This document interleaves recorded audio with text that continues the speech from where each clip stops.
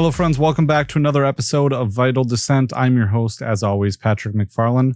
This one is episode 284. Show notes may be found at vitaldescent.com/284.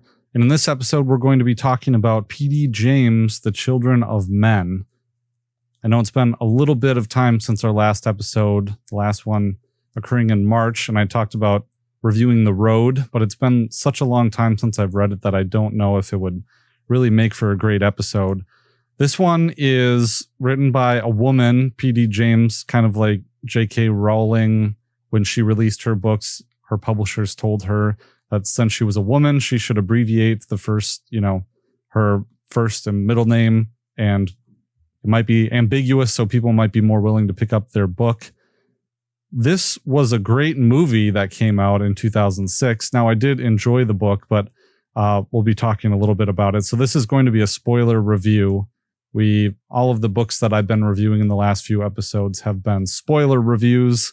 So I hope you enjoy that. I don't know if you're going to be reading this book or if you're not going to be reading it. I just like to dive deep into it. So very different from the film. Film was very good.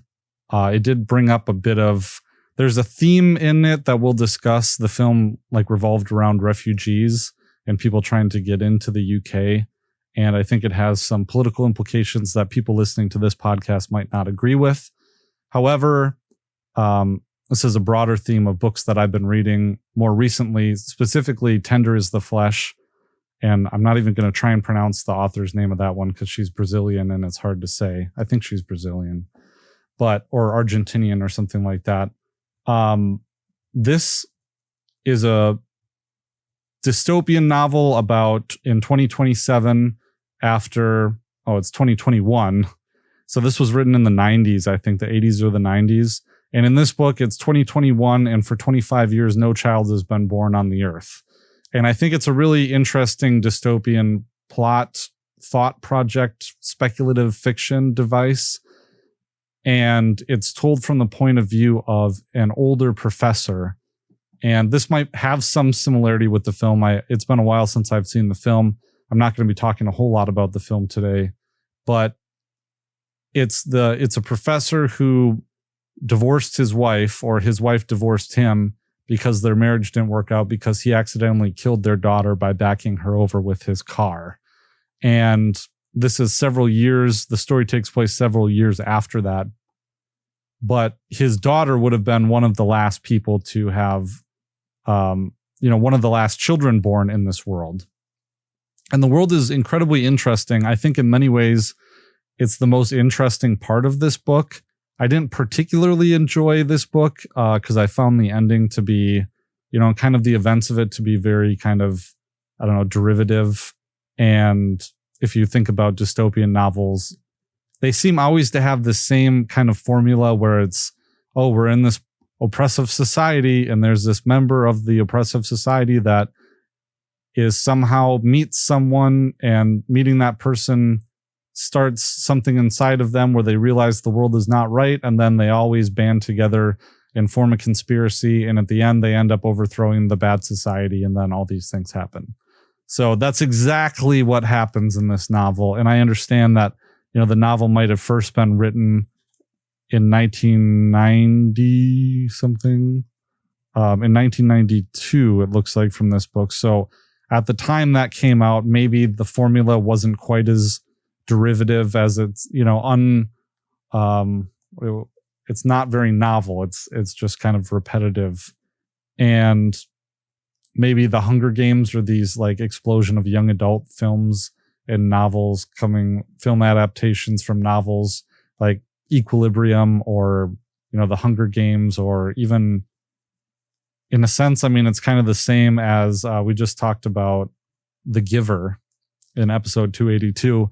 It's somewhat similar to that, I'll say. And I wasn't incredibly impressed with kind of the predictability of the plot, but it is this guy, you follow this guy, and it's written kind of like a diary, but it switches between a diary and then a description of a third person.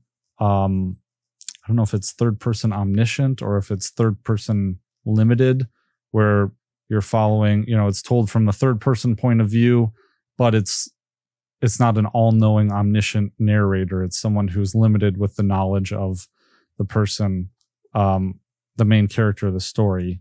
And the main character, I'm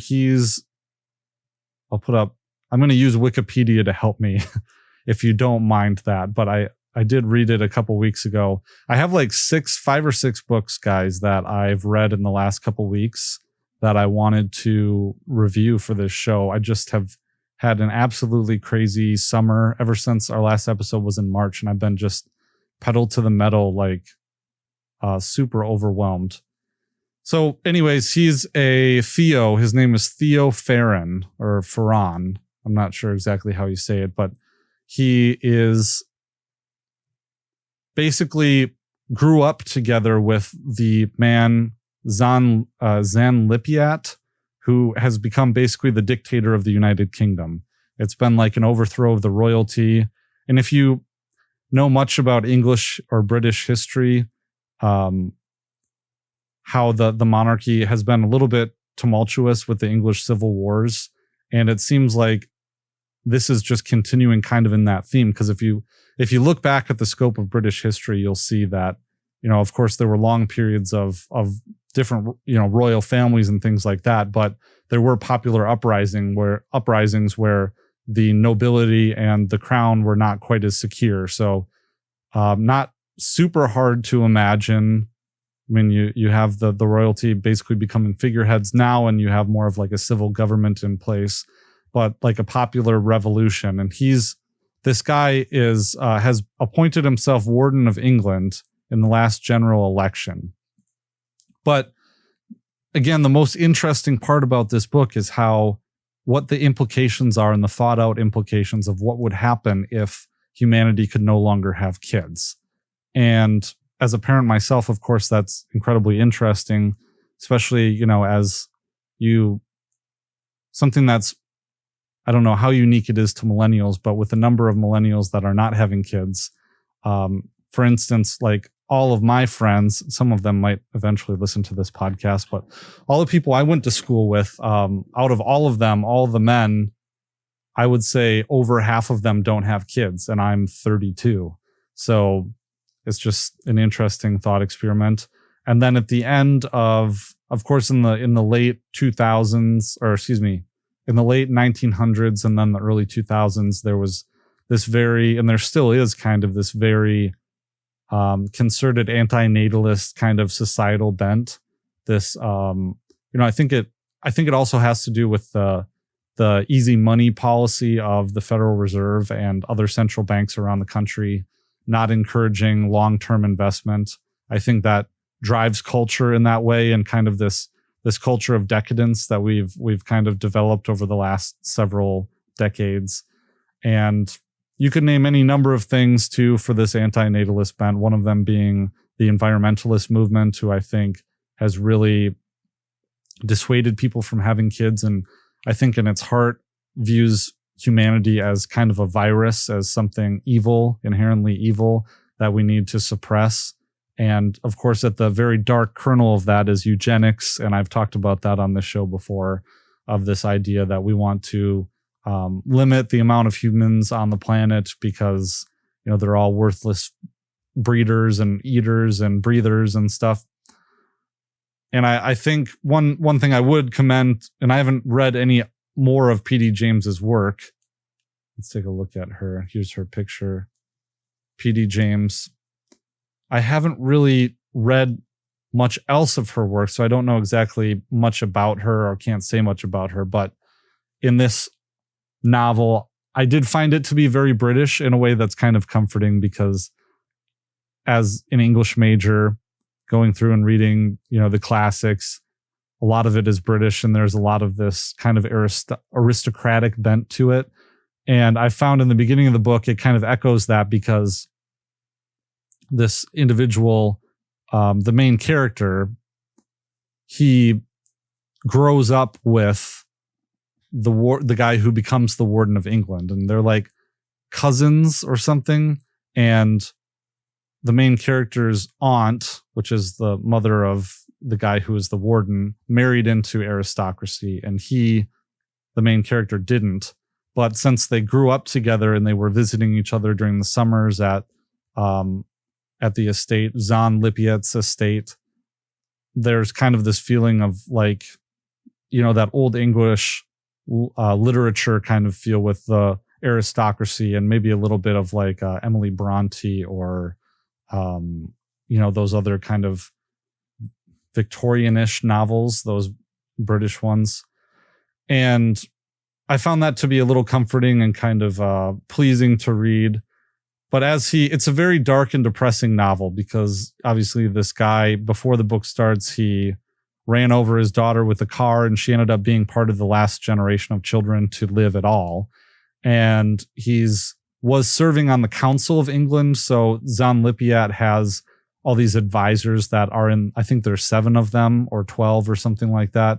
12 of these advisors that help him run the country. And the main character was one of them, and Theodore Farron. He was a professor at Oxford. But it is pretty dark and bleak, obviously. There's all these interesting problems of not having any children. There's like the number of people, obviously, the population is decreasing. So there's whole areas of the country that have been abandoned and are cordoned off by the government, that people are encouraged to move from their small towns into metropolitan areas so that the government can take care of them in their old age. And I found it very kind of Clockwork Orange, and maybe we can talk about that book at some further date. But it was very Clockwork Orange in the sense that there are these roving bands of miscreants that are young people that just don't have any hope, because, they're just going to be the last people alive anyways. So they're just debauched, and they go about the countryside committing various crimes. And the government tries to put a damper on it, but they're not able to. And for the court system, when someone doesn't behave and when someone's a criminal, they just take them and they imprison them on the Isle of Man. But it's basically exile, because they don't, and this is very interesting from a libertarian point of view.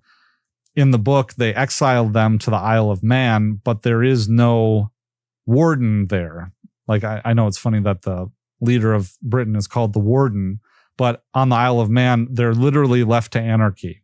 And so all the prisoners govern themselves basically in like this kind of Lord of the Flies situation, where all these crazy, terrible things are happening, and it's just basically anarchy in the bad sense of the word on this island. And maybe it would be different. Maybe the way that it actually would go would be different if we tried that. I don't know for sure. It's an interesting thought experiment.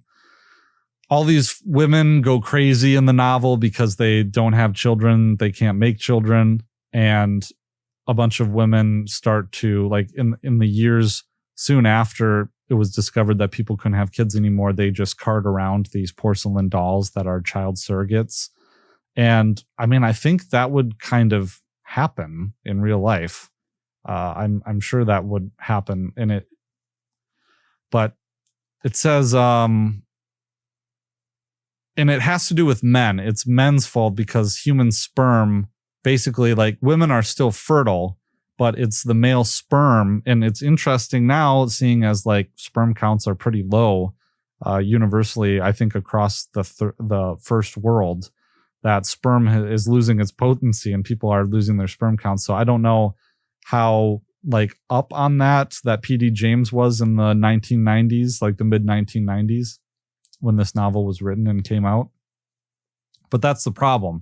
It's not a problem of female fertility. It says people born in 1995 are called Omegas. They're a race apart and they enjoy various prerogatives. The Omegas are beautiful for females and handsome males, but spoiled, over-entitled, and egotistical because of their youth and luxurious lifestyle. They're violent, remote, and unstable. They regard elders with undisguised contempt, and they are spared punishment due to their age. According to rumors, some countries sacrifice Omegas in fertility rituals. The last Omega ever born had just been killed in a pub brawl. So that's how the novel starts. And I think that's very similar to how the film starts as well. That the last person born on Earth died in like this ridiculously debauched pub brawl death. and it's just depressing for everyone. And like when you're reading the book, it really feels like there is this kind of, if you look at the front, this gray kind of bleakness to it. It just feels that way. In universities, so at the beginning, Theodore Ferran, whatever, however you say it, he is a professor at Oxford. He used to be on the board of governors or whatever for the society. But in this book, no one's going to college anymore because there's no real point to it, right? There's no young college age people. So now people will enroll in classes and take his classes. They'll audit them basically. And it's been turned into like some community, like a government funded community kind of like community education, continuing education. And it's just kind of pointless. And more about more about the details of this world, because I think the world is the most interesting part of this. And really, I kind of lost interest in the plot towards the end, but I'll talk about that in a minute. So newborn animals such as kittens and puppies are doted upon and treated as infants, pushed in prams and dressed in children's clothing. The latest trend is to have elaborate christening ceremonies. Thought I brought my water down here. Christening ceremonies for newborn pets. Many women are also obsessed with lifelike dolls. The country is governed by decree of the 5-member Council of England. Parliament has been reduced to an advisory role. The aims of the council are 1, protection and security, 2, comfort, and 3, pleasure, corresponding to the warden's promises of freedom from fear, freedom from want, and freedom from boredom. So it seems like kind of, I don't know, a socialist, although I know that the real socialist governments, right, in the USSR were very like against pornography and against kind of like societal vices. But in this one, pornography is actually encouraged because it's, they want people to have sex and try to have sex. And they establish these governmental pornography stores, which is really interesting. And men have to register to have their sperm tested. And this is an interesting part of the book, is that men have to register to have their sperm tested, but only desirable men. And that comes into play later in the book, that men who have birth defects or low IQs or anything like that, their sperm is not tested because they're not desirable for the future, for starting this new, what would be a new race of, or a new generation of human beings. Because, there's a 25-year gap between when the last child was born. The Grenadiers, formerly an elite regiment in the British Armed Forces, are the warden's private army. The state secret police ensures the council's decrees are executed. The court still exists, but people don't want to serve in a jury anymore. Well, in my experience, people usually don't want to serve in a jury anyways. Under the new arrangements, defendants are tried by a judge and 2 magistrates. Convicted criminals are dumped at a penal colony on the Isle of Man. There is no remission. Escape is almost impossible. Even correspondence is forbidden. Instead of deportees growing their own food, the island is ruled by violent gangs. There is hunger and cannibalism on the island. Every citizen is required to learn skills such as animal husbandry, which they might need if they happen to be among the last humans alive. Foreign workers are lured into the country and exploited. Now, this is what the novel was mostly about, the plight of foreign workers. And I think the film, rather. The film was mostly about the plight of foreign workers and people in the treatment of foreign workers coming into the country. And in the film, what they're trying to do is escape, right? So, of course, the story is that in this land where no one can have kids, obviously somebody has a child, and our main character discovers this person, and some kind of a conspiracy is created to protect that child and get the child out of Great Britain. But anyway, foreign workers are lured into the country and exploited. Young people, preferably Omegas from poorer countries, come to England, quote, to do our dirty work. These sojourners, they're called sojourners, are sent back at age 60. They're forcibly repatriated. British Omegas are not allowed to immigrate to prevent loss of labor. And of course, elderly or infirm citizens have become a burden because they're outnumbering the young people. Nursing homes are and this is kind of, reflects the dying of the baby boomers, right? And the current issues we're dealing with now. The rest are expected and sometimes forced to commit suicide by taking part in a quietus, which is a council-sanctioned mass drowning, which is really interesting because going through what happens, the plot of the book, basically he's, living his life by himself, depressed, going through his meetings or his lessons and all that. And in one of his lessons, he meets this young woman named Julian, and they strike up some kind of a friendship. And she approaches him one day and basically says that I need you because there's a bunch of people who want reforms, and you're the person we reached out to because we know that you're the cousin of the warden, and we would like you just to come and listen to what we have to say. And at first he's hesitant. He finally agrees to go, and they ask him to go to a quietus because at first he doesn't really want to help them, but then they say, well, go to a quietus. Some of what they want are reforms. They want the quietus to be gotten rid of. They want mandatory sperm testing to be done. They want the Isle of Man to be basically done rid of and reform in the penal system. And I mean, there's some relatively reasonable demands. And I don't know if they want the warden to step down or something like that, but so he says, I don't know. They say, well, why don't you go to a quietus and see how you feel about it? So he goes to a quietus and he is watching it, and he realizes that it's not all voluntary, like what it is sold to the public to be, that some of these people are being exterminated, that they're being coerced into committing suicide because the government doesn't want to take care of them and take care of the older people. So he tries to prevent, to interfere with it, and he's bludgeoned by one of the Secret Service people. So then he decides he does want to help. He goes, they meet up again, and they say, we want you to take these demands to the warden. And so he's like, I guess. So he goes to the warden and goes in front of the council and makes these demands. And the warden is like, okay, well, who asked you to do this? He's like, it's just something that, I can't remember exactly what he says, but he's like, well, these are just demands that people are having or whatever. And then he tells the warden about the reforms, and the warden basically says, well, no, I'm not going to do that. So then afterwards, he leaves the country for a while, comes back and finds that this little group of 5 conspirators that asked him to go talk to the warden, that they have published these leaflets and they've dropped them all over the country. And it's caused quite an uproar, and the Secret Service are looking for these people and he knows who they are. And Secret Service people come to interview him, basically saying we know that you have had contact with these people, spill the beans, basically. And he doesn't get taken in, but he decides that these people are in real trouble. So he runs into Julian again in public just by chance, I think. And he says, you got to run away. They're looking for you. They're onto you. And she's kind of indignant about it. And then it's revealed that she's pregnant. She's miraculously pregnant. And at first he doesn't believe her because as a part of the lore of this society, there have been so many women that have thought that they were pregnant, but it just turned out to be some kind of hysteria or something.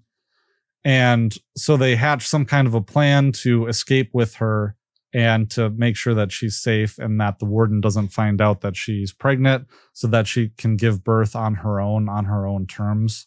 And because they knew the warden would try and usurp this pregnancy so that he could claim this child and claim that he solved the world's population problem and basically cement his legacy and take credit for it. And of course, cementing his legacy would mean that the coup has failed, that the reform coup has failed.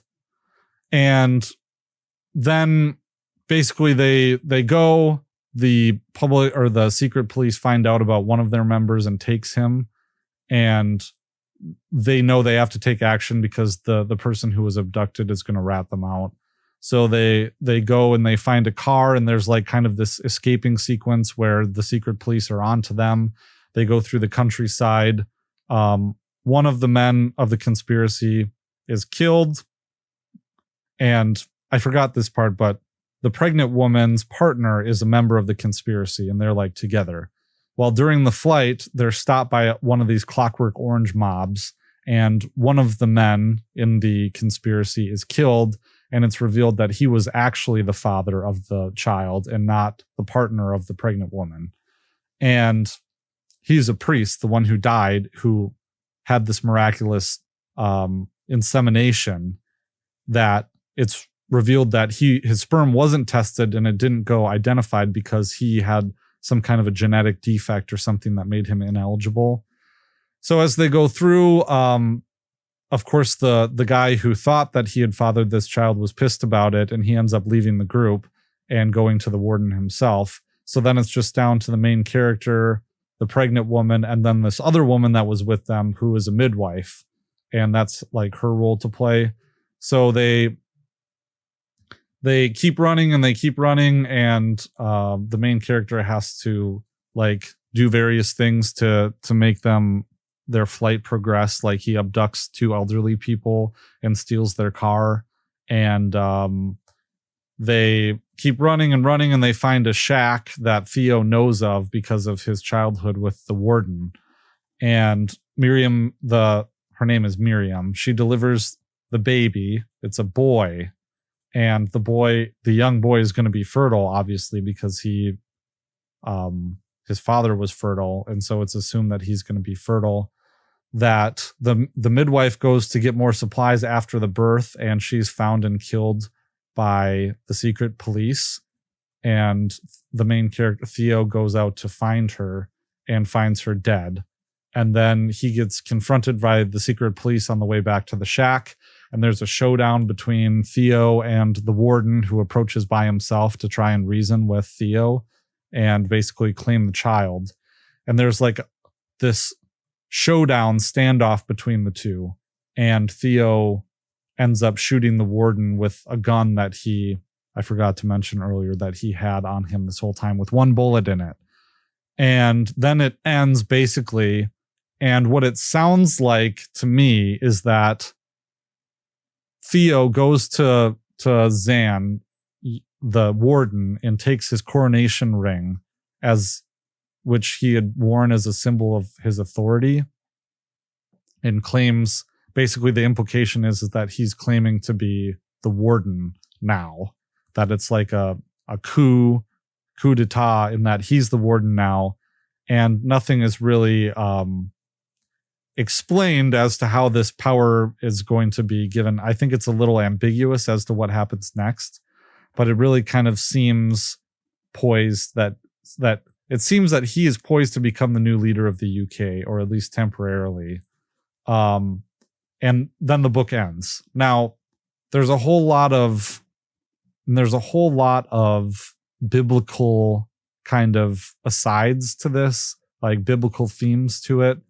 Baptism is one, and the conspiracy, they call themselves the Five Fishes, and it's kind of a nod to, like, you know, Christ and creating the fish and Jesus fed all those people with he took a loaf of bread and two fish and multiplied it into all that. So, and I know, you know, there's that Jesus fish symbol. I wish I knew more about theology where I could pull that up and say, oh, well, this is, you know, why Jesus is related to, you know, he's often symbolized as being a fish. So there's that. There's the whole fish theme, and there's the fact that the miraculous birth happened because of an affair between a priest and a woman named Miriam. I think Luke is the name of the pastor. But I was I was very kind of disappointed in the ending, because it just seemed a little derivative.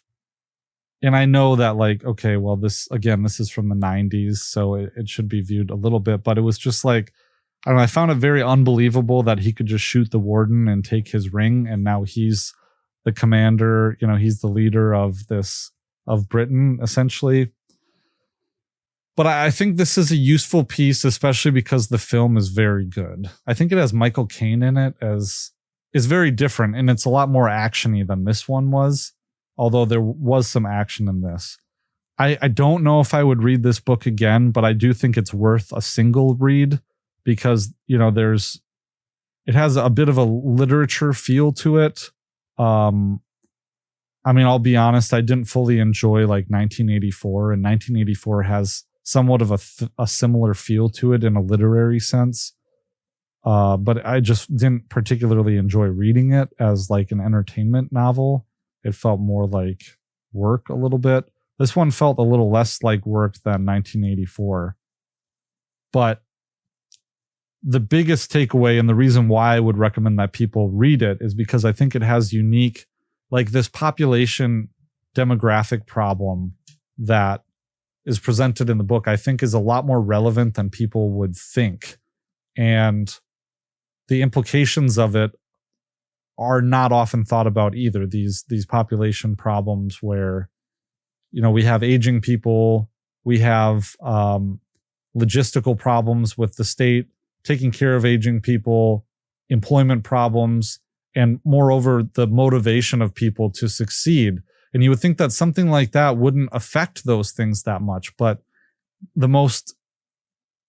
biggest thing for me was just the broader effects on society of not having kids, of so many people not being able to look forward to the future, to plan for the future, to pass on things from to their children and to the next generation, and a reason to work and to save and to invest in all those things and take care of passing something on to your kids. And I think that in a way, a lot of the books that I've been reading lately and that I want to talk about deal with that similar theme, because The Road talks about that. And I did want to do an episode on that, but the details of the book are just fuzzy to me now because the time that's passed.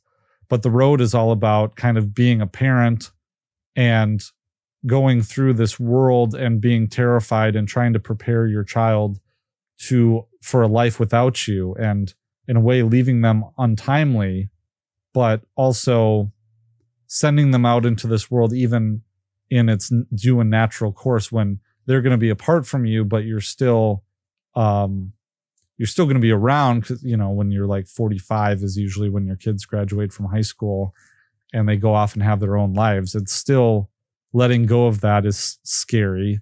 And, letting go of them is scary, and seeing them go in.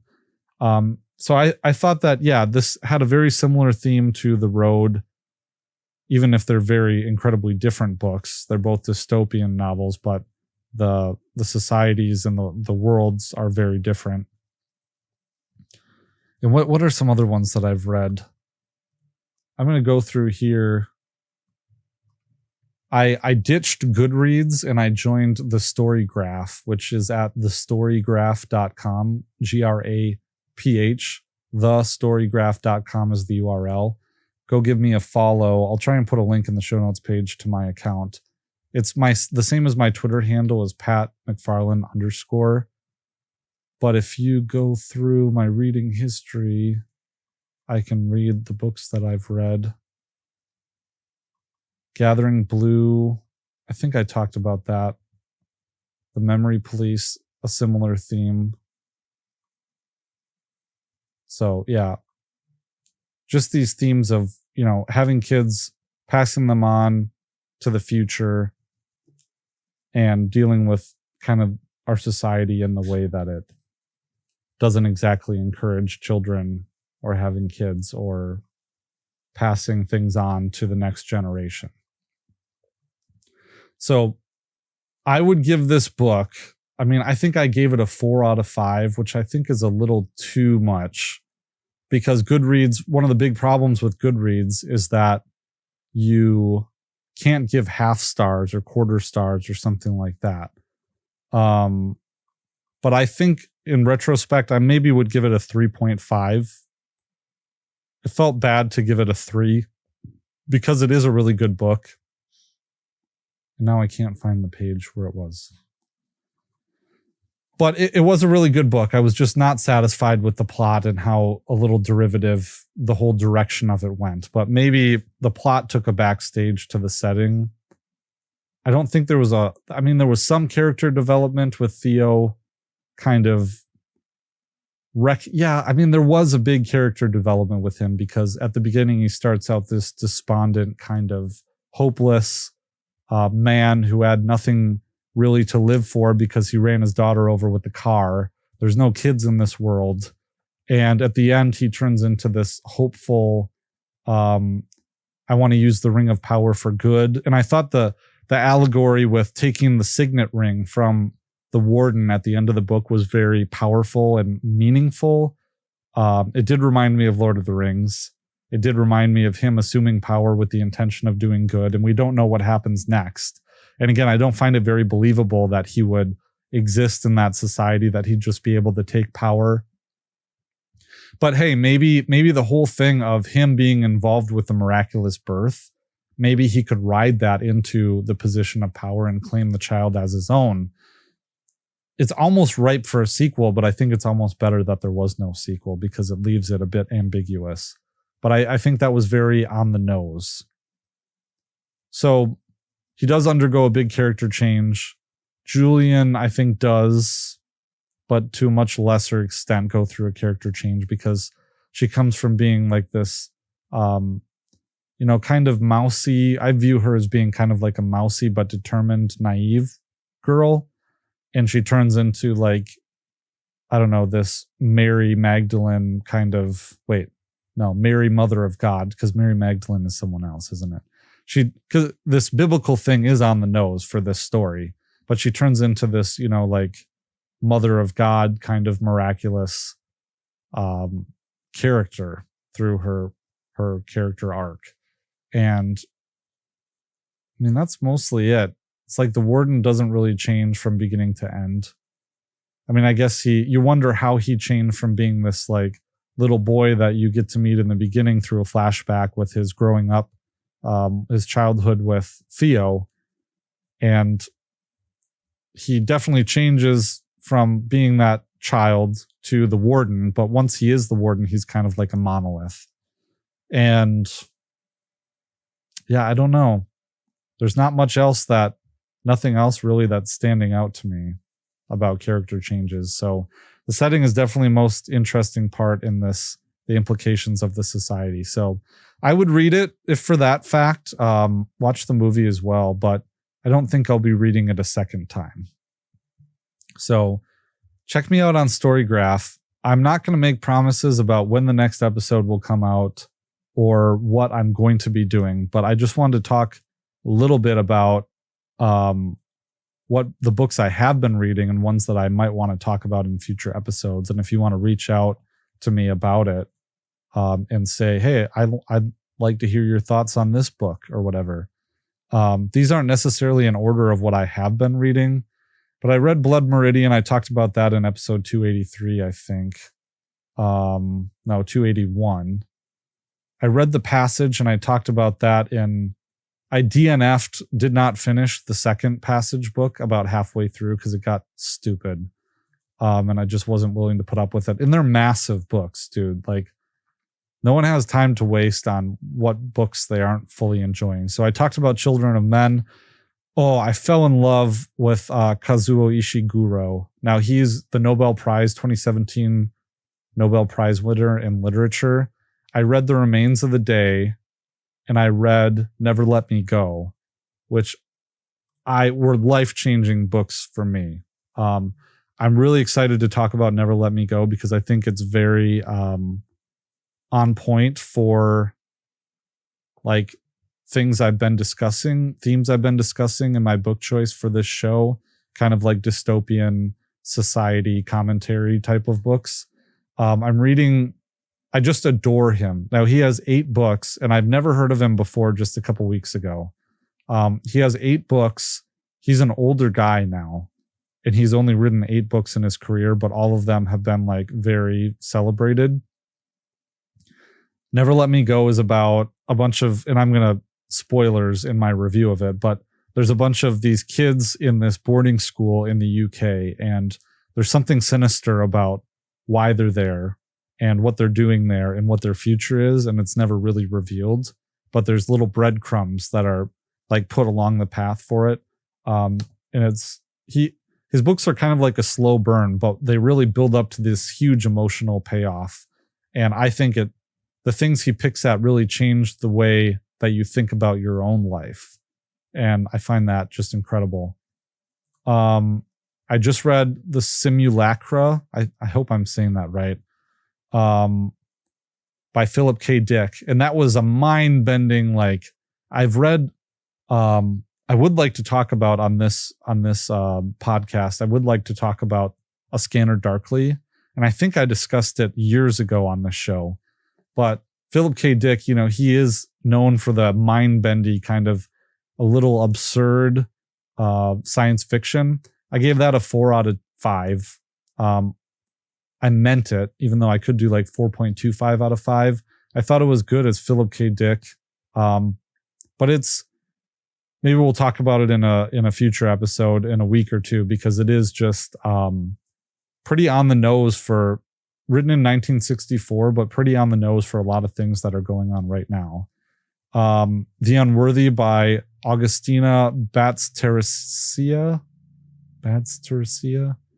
I said I wasn't going to try and pronounce her name. I love her. She's like a hardcore feminist and vegan and like a left winger, it seems like, but I really enjoy her books. Like, I'm not going to let her politics, I'm not going to let her politics get in the way of me enjoying and appreciating her work, because it is just incredible. And there's a lot of things that we could pick at here that I think are valid that she brings up. But The Tender is the Flesh was her book that really had this international popularity that I want to talk about on this show. It's very disturbing, very messed up, but the ending is one of the greatest endings I've ever read in any book ever. And it felt like a gut punch. Now her follow-up novel, The Unworthy, not quite as good. It's very different, and a lot of people didn't like that. I didn't mind that it was different. It's still very good, but it's not quite as good. It reminded me a lot of The Road, and it's different from The Road, but it reminded me a lot of The Road. And it was a bit difficult to read. It's told in first person as opposed to third person. It's about basically this convent of nuns in this strange cult that's developed in a dystopian, a post-apocalyptic world where an ecological disaster has basically caused the end of humanity. And there are these few people that exist in this cult nunnery in the world. And it's all about this one nun who's a member of the Unworthy, she's called. And stuff happens. I give it a 4.5 out of 5. But for me, Tender of the Flesh, anyways, it was, for me, like a 4.75 or even a 5. If I could give it like a 4.95, I would. It was just incredible. So I think that's all. Tender is the Flesh. Yeah, duh. So these are all books that I've read, by the way, that I could talk about. So if you want to, I don't know, if you go on my story graph and you find a book on there that you'd like to request me talk about, go ahead and do it. It'd be really good. So anyways, thanks for hanging in there. I had a crazy trial schedule for July. Like, for some reason, like a switch was flipped in February, and I just started getting inundated with work, and which is a good thing for me, because, it's business and I'm not, I'm making money. I'm not making money, and I'm not worrying about money and where money's going to come from, which I think would be more stressful. But at the same time, I got 3 young kids, 2, 4, and 6, and my life is absolutely fucking insane right now. So just trying to get things out when I can. I am working on a project I've been teasing for several months, and like that is progressing, but things are getting in the way. But I'm still trying to do this, and I'm still here. I appreciate you guys bearing with me all through all this and still staying interested in the show. I would like to come out with another episode soon. So real thanks to everyone who was sticking in there. And thanks to my producer, Mises Pieces, who without him and his help, none of this would still be happening. But also thanks to the Libertarian Institute and Scott Horton. And go check that out. libertarianinstitute.org, vitaldissent.com, and Storygraph. Way more features than, and it's not owned by Amazon, it's independent. So way more features than frickin' Goodreads. Go check that out. And there's a lot of people using it too. It's not like one of those alternate platforms where like no one's using it. So thestorygraph.com. My username is at Pat McFarland _ right there. Check me out. All right. We'll catch you later. Peace.